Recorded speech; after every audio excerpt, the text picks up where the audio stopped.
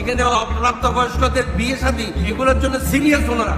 এইসব আমাকে আমার সময় এসব শক্তি প্রদর্শন না করে এমনি নিরাপত্তার জন্য যে শক্তি প্রদর্শন করে। বাড়ি কোথায়?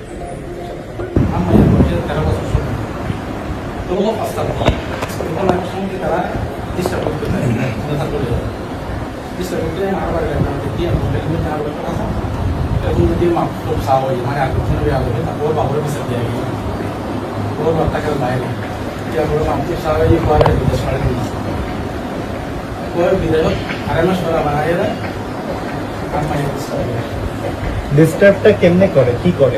মানে ওয়ালেরা প্রস্তাব পাঠায়, আপনারা রাজি না?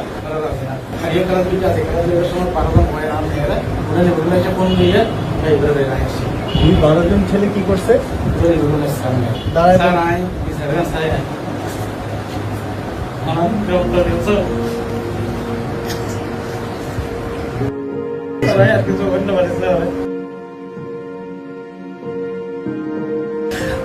কিডন্যাপ করবো বইতে ছোট 7 বছর খেতে করতে পারবে।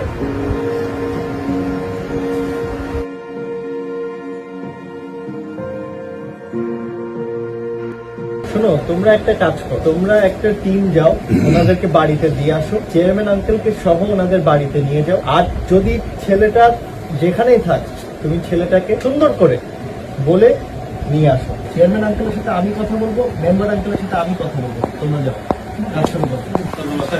শোনেন, আপনারা আমাকে কান্না করে বলতে হবে না। এটার পরও যদি সলিউশন না হয়, আমি আসি। ওনাকে একদম মোটরসাইকেল করে যে তোমরা এইসব আমাকে আনার সময় এসব শক্তি প্রদর্শন করে এই মেয়ের নিরাপত্তার জন্য যে শক্তি প্রদর্শন করে।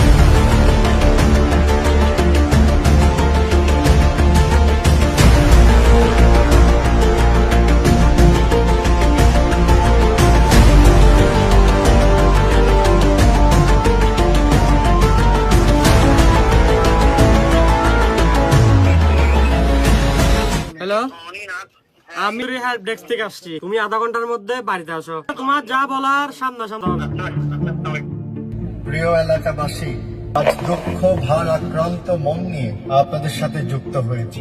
এই দেশ স্বাধীন হওয়ার পিছে কত মা বোনদের ইজ্জত দিয়েছে, কত মা বোনের ত্যাগ শিকার, সেই ইতিহাস আপনারা জানেন। আজকের ঘটনায় যখন হলদিয়ার আমার এক বোন আমার বাড়ি গহিরে এসে আমাকে বলে যে তার এলাকার ছেলে পেলে এসে তাকে উঠিয়ে নিয়ে যেতে চায়, এই ঘটনা আমাকে নিরাশ করে। আমি জানি আপনারা কেউ আইন হাতে তুলে নেবেন না, আপনারা নিশ্চয়ই কাউকে আক্রমণ করতে পারেন। তবে আজ প্রশ্ন রয়ে যায়, কেউ যদি আপনার মায়ের দিকে আঙ্গুল তুলে, কেউ যদি আপনার বোনের দিকে আঙ্গুল তুলে, তার রক্ষায় কি এলাকাবাসী এগিয়ে আসতে পারে না? আমার বোনেরা বাঁচতে চায়। আমি কতবার বাড়িতে বাড়িতে যাব, প্রতিটা বাড়িতে বাড়িতে আমি কতবার যাব।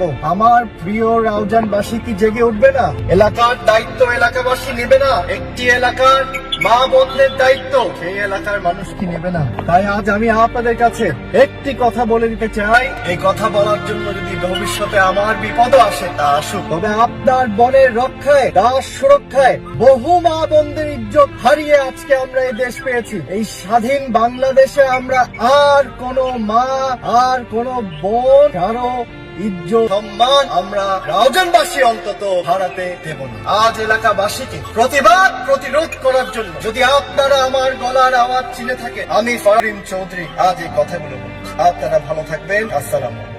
কত বড় সিরিয়াস এই ঘটনার জন্য। এখানে মাদক মুক্ত, এখানে এফটিসি মুক্ত, এখানে অপ্রাপ্তবয়স্কদের বিয়ে শাদী এগুলোর জন্য সিরিয়াস ওনারা। তো তুমি জেনে শুনে তুমি লেখাপড়া করো, তুমি জেনে শুনে ওই একটা নাবালক মেয়ের সাথে তুমি এরকম করতেছো কেন? দেশে গেছো কতদিন আগে? আমি ডিসেম্বর 19 তারিখ। তো এখন আসছো কেন? ওনাকে ওখানে তুলে, ওইখান থেকে তুলে নিয়ে যাচ্ছ? আমি তুলে নিতে যাই না। তো কেন গেছো তুমি? এখানে তোমার আত্মীয় যে তোমার মা বাবা আছে, তাদেরকে বলতে এবং তাদের মাধ্যমে প্রপোজাল দিতে। আর উনি ছোট মেয়ে, ওনার তো প্রপোজালের প্রশ্ন আছে না? অবশ্যই ওনার তো বিয়ে দেওয়ার প্রশ্ন আছে। জি জি, ঠিক বলেছেন। তোমার কিছু আছে?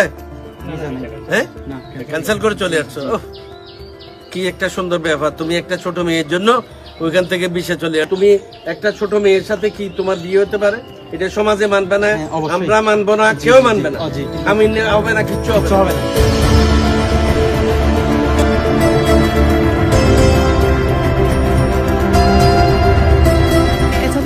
অনেক ইফটিজিং এবং অনেক অত্যাচারের শিকার হয়েছি এবং ফারাজ ভাইয়ের সাহায্যের দ্বারাই আমি এখন এটার সমাধান পেয়েছি।